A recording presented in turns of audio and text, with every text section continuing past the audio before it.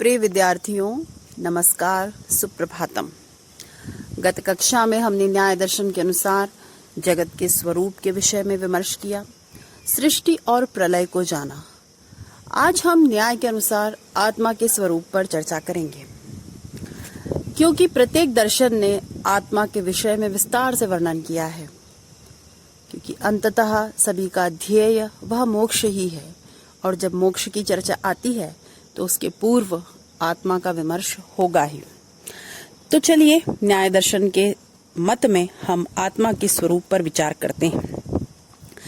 न्याय का मत वस्तुवादी है, यह हम पहले ही जान चुके हैं। इनके अनुसार आत्मा भी एक ऐसा द्रव्य है जिसमें राग, द्वेष, इच्छा, बुद्धि, ज्ञान, सुख, दुख, प्रयत्न, कृति आदि गुण वर्तमान रहते हैं। और न्याय कहता है कि ये समस्त गुण जड़ जगत के नहीं हैं, क्योंकि जड़ द्रव्यों में जो गुण होते हैं उन्हें तो हम बाह्य इंद्रियों से जान सकते हैं, किंतु ये गुण इस तरह के नहीं हैं। अतः हमें यह मानना होगा कि ये गुण जिस द्रव्य में पाए जाते हैं वह द्रव्य जड़ द्रव्यों से कोई भिन्न तत्व है, और निश्चित रूप से वह तत्व आत्मा ही है। यह आत्मा विभू है, नित्य है, इसकी न उत्पत्ति है न नाश है। यह काल और दिक् दोनों ही दृष्टियों से एक असीम सत्ता है। इसके संबंध में कहते हैं कि भिन्न भिन्न शरीरों में आत्मा भी भिन्न भिन्न पाया जाता है, क्योंकि सभी के अनुभव परस्पर पृथक होते हैं। शरीर भी आत्मा नहीं है, इंद्रियां भी आत्मा नहीं है, क्योंकि इनकी अपनी कोई चेतना नहीं है, इनका स्वयं का कोई ज्ञान नहीं है। बाह्य इंद्रियों को हम आत्मा नहीं कह सकते, क्योंकि जो कोई भी स्मृतियां होती है, विचार होते हैं, मानसिक व्यापार होते हैं, कल्पनाएं होती हैं, वे सब व्यापार बाह्य इंद्रियों के कार्य नहीं है।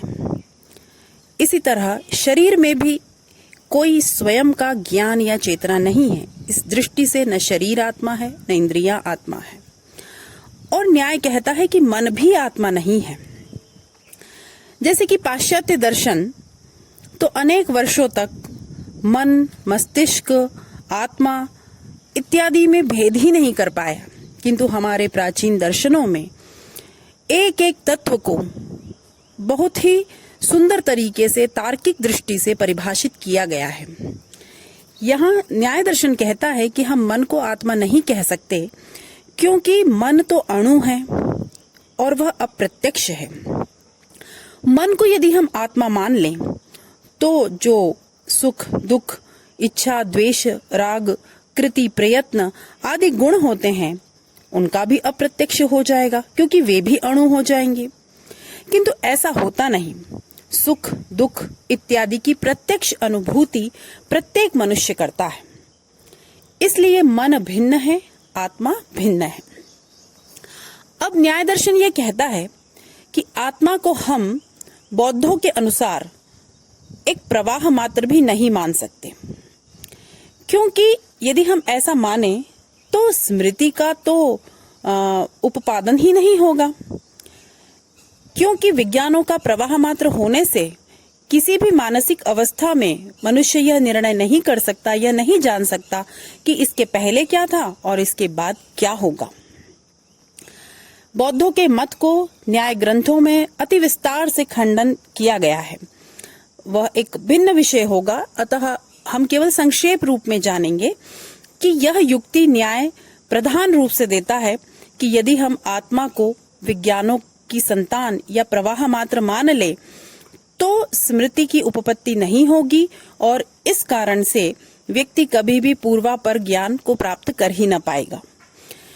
अद्वैत वेदांत का भी न्याय दर्शन ने खंडन किया है। अद्वैत वेदांत मानता है कि आत्मा स्वप्रकाश चैतन्य स्वरूप है, किंतु नैयायिक इस तथ्य को स्वीकार नहीं करते। वे कहते हैं शुद्ध चैतन्य नाम का ऐसा पदार्थ नहीं है जिसे वेदांत आत्मा कहता है।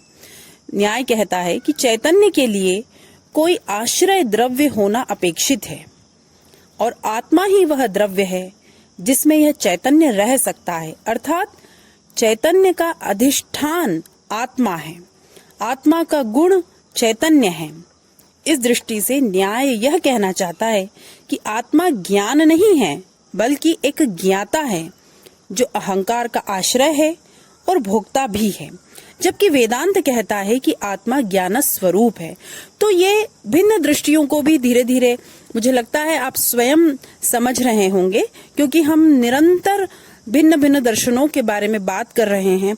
तो चार्वाक से लेकर के यहाँ तक आपके मन में आत्मा के स्वरूप के संबंध में भिन्न भिन्न विचार आ रहे होंगे और आप स्वयं भी उनका विश्लेषण कर रहे होंगे। तो इस दृष्टि से भी एक तुलनात्मक विवेचन आपके मन में चलना चाहिए, ऐसी मेरी भी अपेक्षा है। चलिए आगे चलते हैं। इस तरह से ज्ञान या चैतन्य आत्मा का एक गुण मान लिया है न्याय ने, उसे आत्मा का स्वरूप नहीं माना है।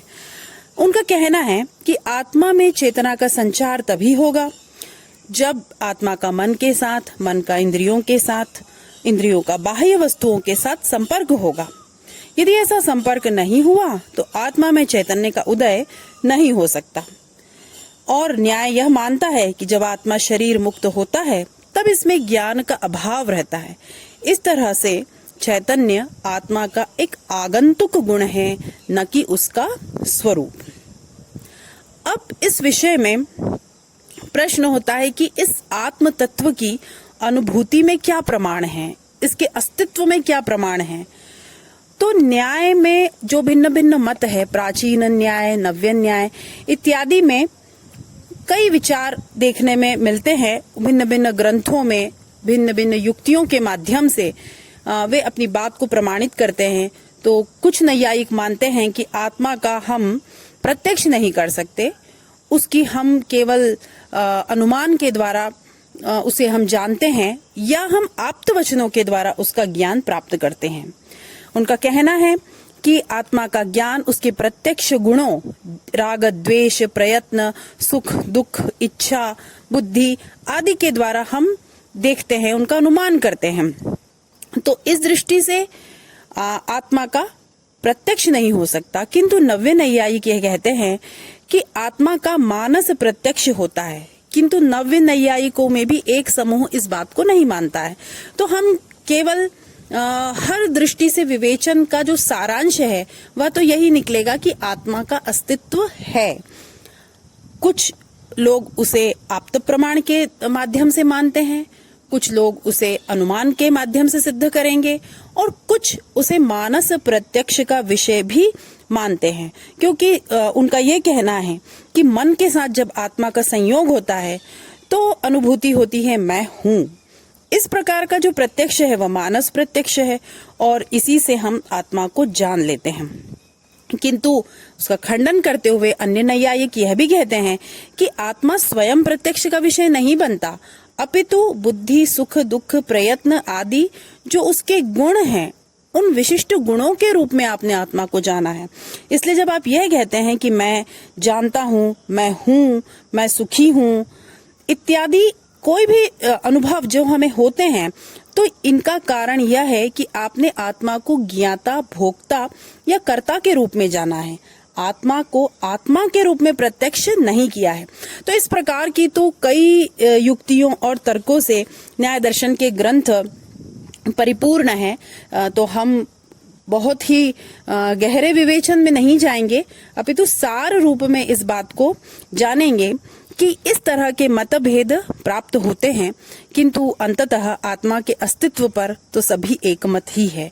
कोई उसके अस्तित्व पर प्रश्न नहीं करता, यह केवल अनुभूति का विषय है।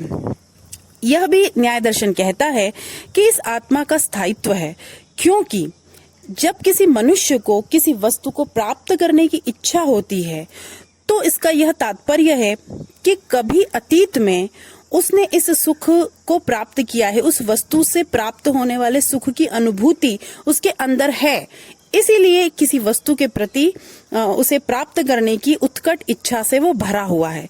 इसी के विपरीत किसी वस्तु के को देखकर उसके प्रति द्वेष की भावना है, अर्थात उससे उत्पन्न दुख को उस मनुष्य ने अतीत में कभी अनुभूत किया है।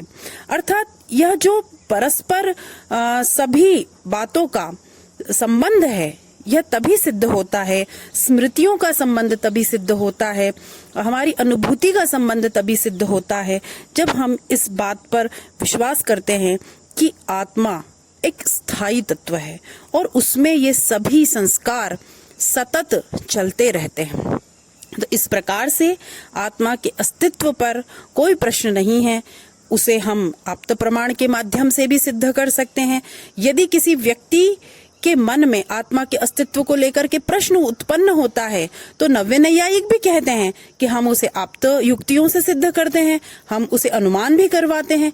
किंतु जब हम स्वयं अपनी आत्मा के विषय में, अपने आत्म तत्व के विषय में चिंतन करते हैं तो यह मानस प्रत्यक्ष का विषय भी बनता है। तो इस तरह से न्याय दर्शन ने बहुत ही सुदृढ़ युक्तियों के माध्यम से आत्मा के स्वरूप को अभिव्यक्त किया है। अगली कक्षा में हम इसके आगे के विषय पर चर्चा करेंगे। धन्यवाद।